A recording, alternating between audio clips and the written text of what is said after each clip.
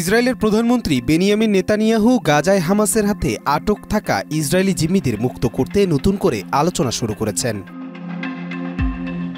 ৭ April যুক্তরাষ্ট্রের ওয়াশিংটনে সাবেক প্রেসিডেন্ট ডোনাল্ড ট্রাম্পের সঙ্গে এক বৈঠকে অংশ নেন নেতানিয়াহু। হোয়াইট হাউসে ওভাল অফিসে অনুষ্ঠিত ওই বৈঠক শেষে সাংবাদিকদের তিনি বলেন, আমরা এখন একটি নতুন চুক্তি নিয়ে কাজ করছি। আশা করি এটি সফল হবে। আমরা প্রতিটি জিম্মিকে ফিরিয়ে আনতে অঙ্গীকারবদ্ধ।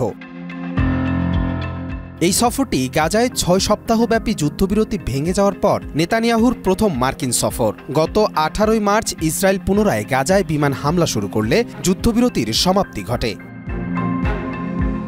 সাম্প্রতিক এক চুক্তির মাধ্যমে ৩৩ জন ইসরায়েলি জিম্মি মুক্তি পেয়েছেন, যার বিপরীতে ইসরায়েলি কারাগার থেকে মুক্তি দেওয়া হয় প্রায় ১৮০০ ফিলিস্তিনি বন্দীকে। এদিকে ট্রাম্পও জিম্মি মুক্তির বিষয়ে আশাবাদী মন্তব্য করেন। তিনি বলেন, আমরা জিম্মিদের মুক্ত করতে কঠোর চেষ্টা চালিয়ে যাচ্ছি। আরেকটি যুদ্ধবিরতির দিকে তাকিয়ে আছি, দেখা যাক কি হয়।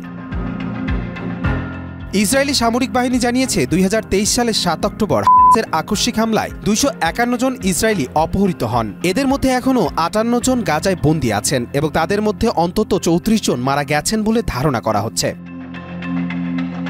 কবির চৌধুরী, জয়, মাই টিভি।